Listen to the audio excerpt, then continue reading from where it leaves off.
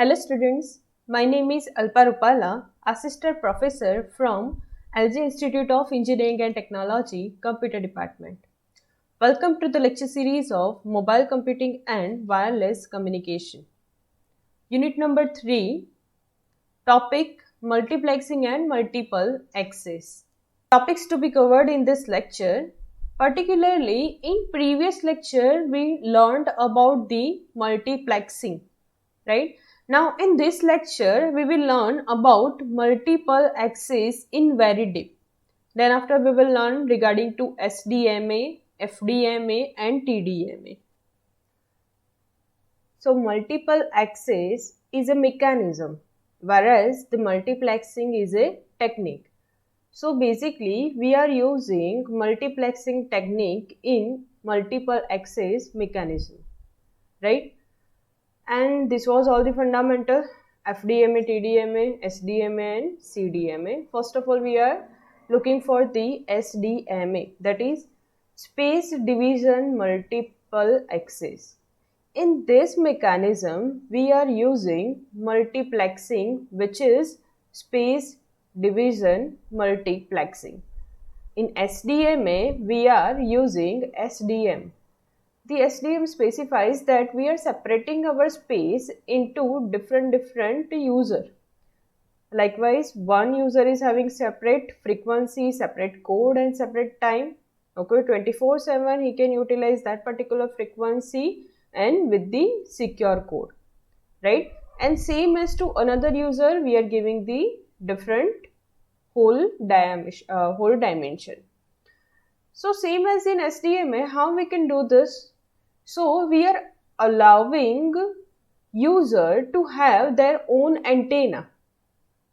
Okay, we are allowing user to have their own antenna. Likewise, every user is having their own antenna, their own space in which the frequency is dedicated and dedicated for 24/7. Okay, so this particular SDMA technique is being done using the different spot beam antennas. So now if we talk about how we can use SDMA, because giving the different antenna to each and every user is not an efficient manner, right? But this technique is being used in your GSM. Okay, in your GSM, how we are using in GSM SDMA technique, we will learn in GSM topic. Okay, basically in cellular network also you have learned this fundamental, that is we are dividing our geographical area into small different parts and which are known as cell, and at the center of each cell we are having the antennas.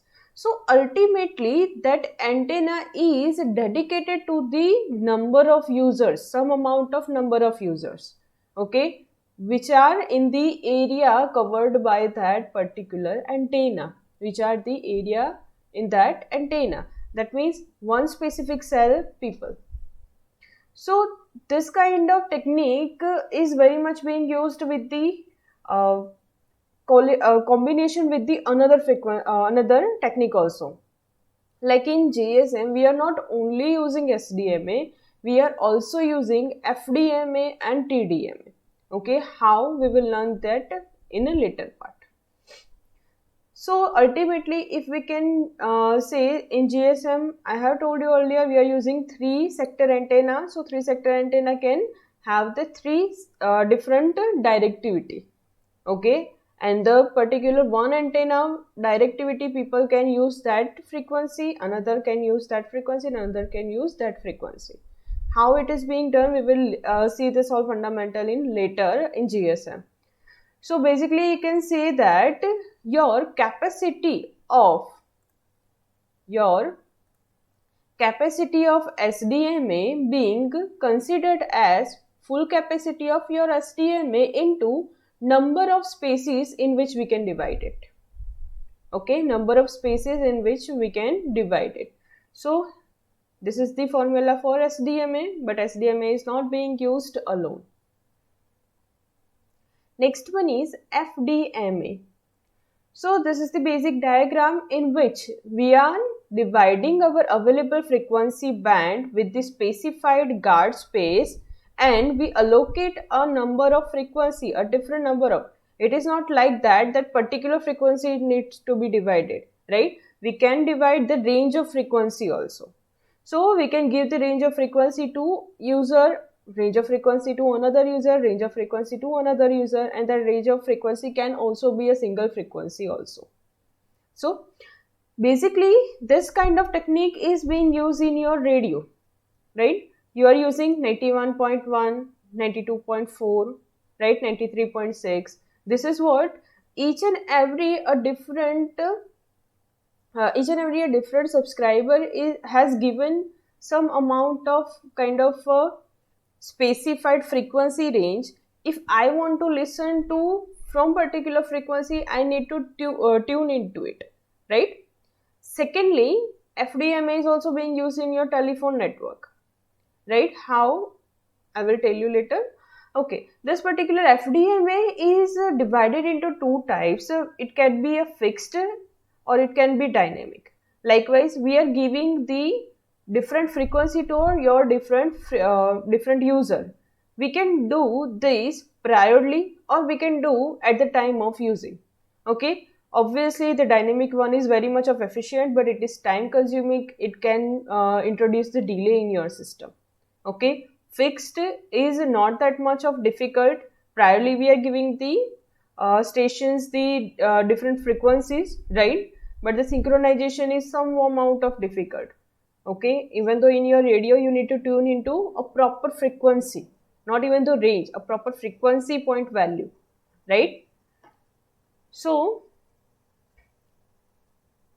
if we can talk about the duplex channel of FDMA, the duplex channel of FDMA is being noticed as FDD, that is frequency division duplex.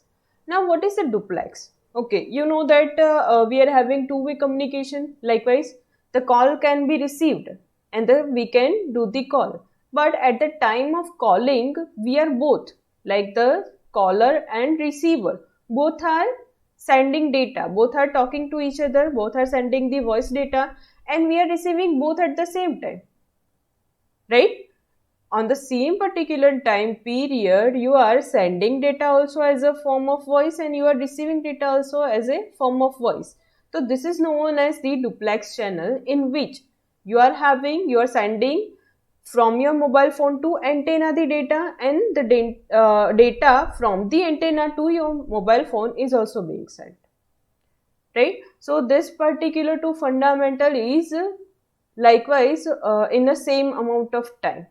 So we require a duplex channel for transmission purpose or for creation of the FDD. Okay, GSM is basically using FDD mechanism also. How? We will see that in later chapter. Sorry, in this chapter, in later lecture. So this is the advantages of FDM and disadvantages of FDMA. Already we have seen in your FDM, same 24/7 any particular frequency is being used. Okay, so that frequency is dedicated to your user. That is advantage, so that the delay is reduced, complexity is low, because if we are using fixed time, then we are just giving the frequency and then there is not our botheration to see anything else, right? Synchronization is necessary, but synchronization is not necessary. Why? Because the two duplex channels are there. Okay, basically this is being done using the two type of channel. In one channel you are only sending data, and in second channel you are only receiving the data. So synchronization is not necessary, right? Now what is the disadvantage? As you have learned earlier, cost is higher. Okay, we are using the narrow bandwidth. So whatever the fundamental of communication disadvantages was there in your spread spectrum, all will be seen over here, right? Interference will be more, right? Cost will be more. Non-linearity can generate the another kind of interference noise, which is known as the intermodulation noise, your crosstalk, right? So this all fundamental, and if someone is not using that frequency, then we are wasting it, even though it is of narrow band. So for this, we are jumping to another technique, that is TDMA. In TDMA, that is more flexible than your FDMA because we are dividing our data in a time slot. So ultimately, we are using TDM multiplexing technique into TDMA, right? In which we are giving each user a separate time slot to send. Okay, each user a separate time slot to send. But here we are not using duplexer. Likewise, there is no kind of different frequency mechanism for sender and receiver. But we are doing this fundamental of sending and receiving, but it can be of different time. Okay, it cannot be or at the same time, it can be different time. And best example for sending and receiving data in a different time is walkie-talkie. In walkie-talkie, what you are doing, at the time of sending, only one user can send the data. Okay, so one person is telling something, second person needs to hear, and after it is completing the talk, it will send the special code, that is over, right? Most you have seen this particular in many of the movie, that how the walkie-talkie is working, right? When whatever you want to transmit, you first transmit all the fundamentals, and then after you need to specify the code, that is over, right? So this is what the TDMA, in which we are using TDD, that is time division duplex, but synchronization is must. Likewise, I told you na that overword is necessary due to the synchronization purpose, that receiver needs to understand that all the talk from the sender side is complete. Now it is his turn. So advantages also that TDM can be turned off when there is no in use, right? Now we are just looking for some example of TDD. You can say TDD, that is time division duplex, in which I am having 24 time slot in my one time frame. Okay, from which 1 to 12 is being used for downlink and 1 to 12 is being used for uplink. Now what is this uplink and downlink, I will tell you later in GSM. Okay, because for that fundamental you need to understand some of the terms which are in GSM architecture. But you can understand, like, downlink is what you are receiving data and uplink is what you are sending data. Okay, just you understood this fundamental. Uplink is what you are sending some data, downlink is what you are receiving some data.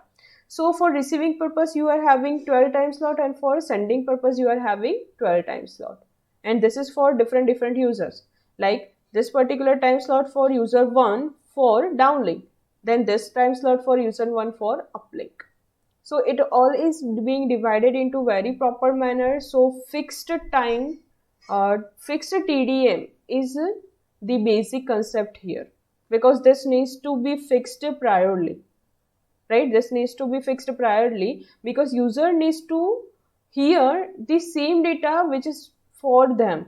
Like user 1 needs to hear, this is the sender of 1, suppose, and this is the receiver of 1. So they have to priorly ready for accepting the data. Now if we talk about how the one TDMA frame is being formed. So first of all, the preambles will be there, then after the information message, and then after the trail bits. Now what is the preamble fit? Each and every TDM time slot is being divided into a one TDMA time slot in which there are guard space, there are synchronization bit, control bit, and this whole fundamental combinedly is known as preamble field. Okay, this whole field is combinedly known as preamble field.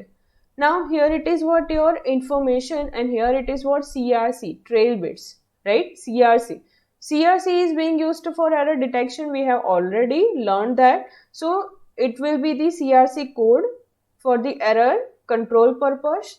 Okay, guard bits is necessary for the time slot, a separate time slot to divide the two different frames which are sending for user by user.